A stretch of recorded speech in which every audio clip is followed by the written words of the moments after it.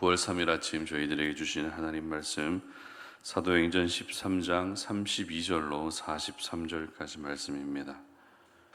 우리도 조상들에게 주신 약속을 너희에게 전파하노니 곧 하나님이 예수를 일으키사 우리 자녀들에게 이 약속을 이루게 하셨다 함이라. 시편 둘째 편에 기록한 바와 같이 너는 내 아들이라 오늘 너를 낳았다 하셨고, 또 하나님께서 죽은 자 가운데서 그를 일으키사 다시 썩음을 당하지 않게 하실 것을 가르쳐 이르시되, 내가 다윗의 거룩하고 미쁜 은사를 너희에게 주리라 하셨으며, 또 다른 시편에 일렀으되 주의 거룩한 자로 썩음을 당하지 않게 하시리라 하셨느니라. 다윗은 당시에 하나님의 뜻을 따라 섬기다가 잠들어 그 조상들과 함께 묻혀 썩음을 당하였으되, 하나님께서 살리신 이는 썩음을 당하지 아니하였나니, 그러므로 형제들아 너희가 알 것은 이 사람을 힘입어 죄사함을 너희에게 전하는 이것이며, 또 모세의 율법으로 너희가 의롭다 하심을 얻지 못하던 모든 일에도 이 사람을 힘입어 믿는 자마다 의롭다 하심을 얻는 이것이라. 그런즉 너희는 선지자들을 통하여 말씀하신 것이 너희에게 미칠까 삼가라. 일러스되 보라, 멸시하는 사람들이 너희는 놀라고 멸망하라. 내가 너희 때를 당하여 한 일을 행할 것이나 사람이 너희에게 일러줄지라도 도무지 믿지 못할 일이라 하였느니라 하니라. 그들이 나갈새 사람들이 청하되 다음 안식일에도 이 말씀을 하라 하더라. 회당의 모임이 끝난 후에 유대인과 유대교에 입교한 경건한 사람들이 많이 바울과 바나바를 따르니 두 사도가 더불어 말하고 항상 하나님의 은혜 가운데 있으라 권하니라. 아멘. 예수님은 완벽하십니다 라는 제목으로 오늘 아침 말씀 전합니다. 최근에 자동차 급발진 사고라든지 전기자동차 화재 사고가 여기저기에서 자주 일어나고 있습니다. 여러분, 자동차의 기능은 엔진을 통해서 전달된 동력으로 움직이는 것입니다. 어떤 자동차든 움직이게 되어 있습니다. 하지만 움직이기만 한다고 해서 그 차가 완벽하다고는 말할 수 없습니다. 급발진이라든가 아니면 배터리 화재와 같은 일이 일어나게 되면 겉으로 보기에는 아무리 완벽해 보여도 어딘가에 결함이 있다는 것을 우리는 알 수 있습니다. 자동차뿐만이 아니겠죠. 아무리 멋지게 지은 집이라 할지라도 누수가 생길 수 있고 단열, 균열 이런 문제들이 생길 수 있습니다. 아니, 지금은 아무런 문제가 없다 할지라도 10년, 20년이 지나면 어딘가에 꼭 문제가 발생하게 됩니다. 사람도 마찬가지입니다. 성격이나 실력이나 인품까지 완벽해 보이는 사람이라 할지라도 단점이 있을 수밖에 없다는 것입니다. 이처럼 모든 사람, 모든 사물은 절대 완벽할 수가 없습니다. 작은 것이라 할지라도 결함이 있을 수밖에 없고 단점이 있을 수밖에 없으며 한계가 있을 수밖에 없습니다. 그런데 유일하게 아무런 결함도 단점도 결점도 한계도 없으신 분이 계시죠. 바로 우리 예수 그리스도이십니다. 오늘 본문은 계속해서 사도 바울이 비시디아 안디옥에서 복음을 전하는 말씀을 기록하고 있습니다. 어제 우리가 살펴봤던 내용은 예수님의 공생애 가운데에 예수님을 대적했던 사람들이 있었지만 하나님은 그 사람들마저도 합력하여 선을 이루셔서 하나님의 뜻하신 바가 이루어졌다라는 것을 살펴봤습니다. 그리고 오늘 본문에서는 예수님이 어떤 분이신지를 구체적으로 기록하고 있는데요. 오늘 본문에 기록된 예수님은 한마디로 완벽하신 분이라는 것입니다. 하나님의 아들로 오셔서 옥의 티도 없는 완벽하신 분이 바로 우리 예수님이라는 것입니다. 이에 대해서 기록하고 있는 말씀을 한번 보겠습니다. 34절 말씀 읽어봅니다. 또 하나님께서 죽은 자 가운데서 그를 일으키사 다시 썩음을 당하지 않게 하실 것을 가르쳐 이르시되, 내가 다윗의 거룩하고 미쁜 은사를 너희에게 주리라 하셨으며. 아멘. 자, 이 말씀은 예수님의 부활에 대한 말씀입니다. 특별히 바울이 예수님의 부활에 대해서 말씀할 때 강조했던 것은 썩지 않았다는 것입니다. 여러분, 음식이든 뭐든 일단 썩는 순간 더 이상 가망이 없습니다. 썩은 음식은 다시 살릴 수가 없습니다. 사람의 몸도 썩게 되면 결국 절단해야 됩니다.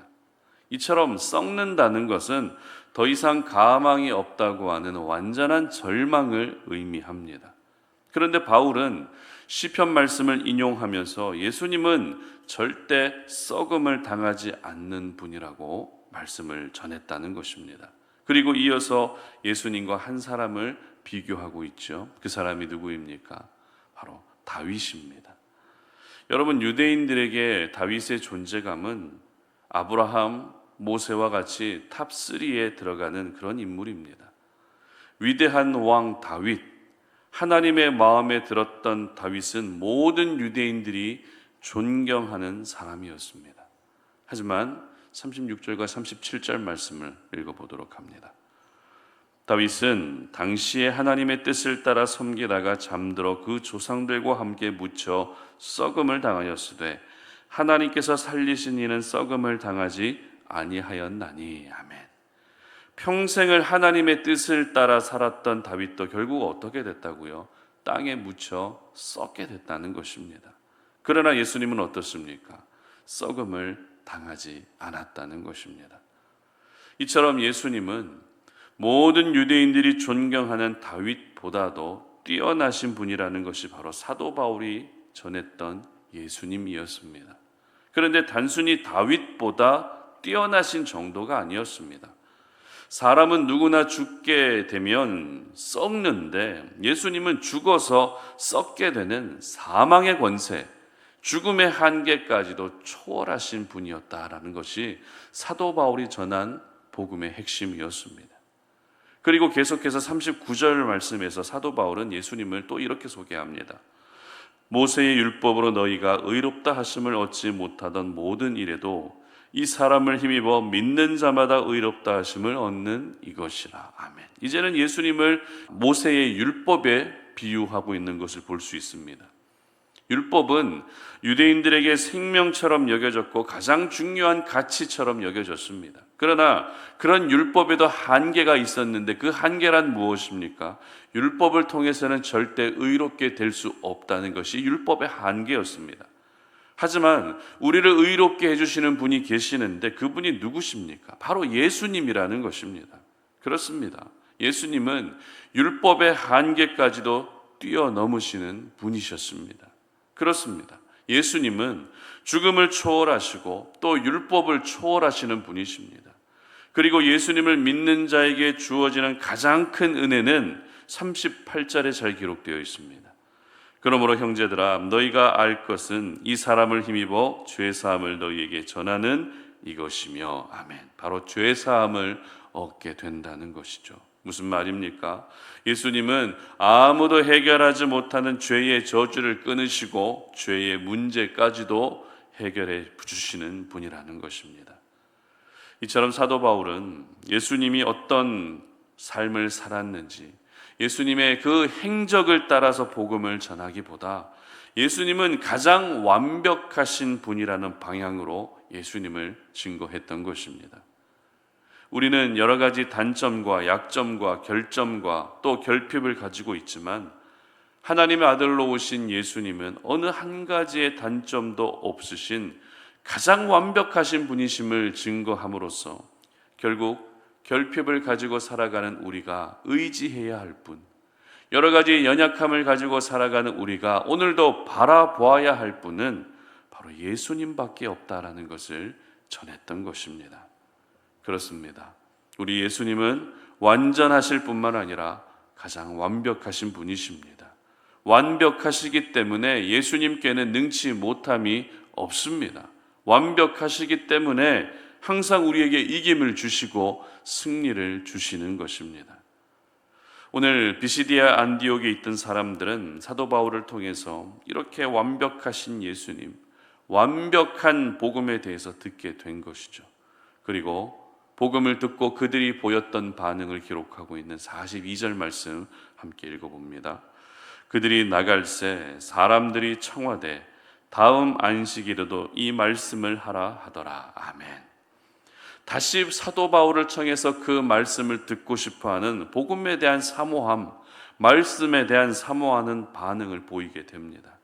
여러분, 사람의 모든 한계를 초월하신 완벽하신 예수님을 믿게 되면 우리는 말씀이 더 그리워지게 되어 있습니다. 완벽하신 예수님을 경험하게 되면 복음이 더 고파지게 되는 것입니다.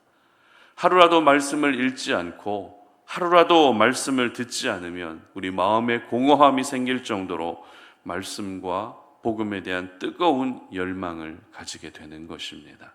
마지막으로 43절 말씀 읽어보도록 합니다. 회당의 모임이 끝난 후에 유대인과 유대교에 입교한 경건한 사람들이 많이 바울과 바나바를 따르니 두 사도가 더불어 말하고 항상 하나님의 은혜 가운데 있으라 권하니라. 아멘. 바울이 전한 복음을 듣고 많은 사람들이 바울을 따르게 됩니다. 그리고 바울과 바나바는 자신을 따르는 무리들을 향해서 하나님의 은혜 가운데 있으라고 하는 이 말씀을 전하게 됩니다. 여기서 하나님의 은혜란 하나님의 말씀으로 해석할 수도 있고 예수님으로도 해석할 수 있습니다. 중요한 것은 예수 그리스도로 말미암아 주어진 하나님의 은혜는 가장 완벽한 은혜라는 것입니다.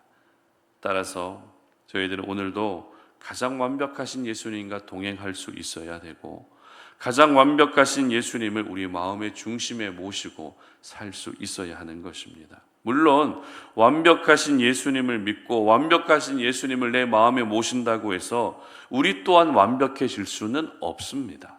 그러나 분명한 것은 완벽하신 예수님의 사랑과 완벽하신 예수님의 보호와 은혜 속에서 살 수 있게 되는 것만큼은 부인할 수 없는 사실입니다. 그러므로 내가 완벽해지려 하기보다 완벽하신 예수님을 더욱더 의지할 수 있는 그런 날이 되시기를 바랍니다. 그리고 완벽하신 예수님의 이름으로 모든 것을 구하는 그런 아침이 되시기를 바랍니다. 이 세상 모든 것은 완벽하지 않지만 우리 예수님은 완벽하십니다. 한계가 없으십니다. 불가능도 없으십니다. 세상 사람들은 이 진리를 모르고 있지만 우리는 다 알고 있습니다. 바라기는 완벽하신 예수님의 완벽하신 은혜로 충만한 그런 하루가 되시기를 주님의 이름으로 축복합니다. 함께 기도하겠습니다. 하나님 아버지 감사합니다. 오늘도 이 새벽에 주님 앞에 나와 기도하며 하나님의 허락하신 이 하루를 시작합니다. 우리는 여러 가지 단점과 연약함을 가지고 살아가는 존재들이지만 그러나 우리 주님은 가장 완벽하신 분이심을 오늘 이 아침에 우리가 기억합니다. 완벽하신 주님을 의지할 때 그 완벽하신 주님께서 우리의 삶을 아름답게 책임져 주시고 인도해 주심을 우리가 믿사오니 하나님 오늘 이 하루 나의 부족함 때문에 무너지는 하루가 되지 않게 하시고 내 부족함마저도 가장 선하게 바꾸어 주시고 내 부족함마저도 하나님의 뜻을 위하여 사용해 주시는 완벽하신 우리 주님을 바라보고 의지하는 하루가 되게 하여 주시옵소서. 감사드리며 예수님의 이름으로 기도드립니다. 아멘.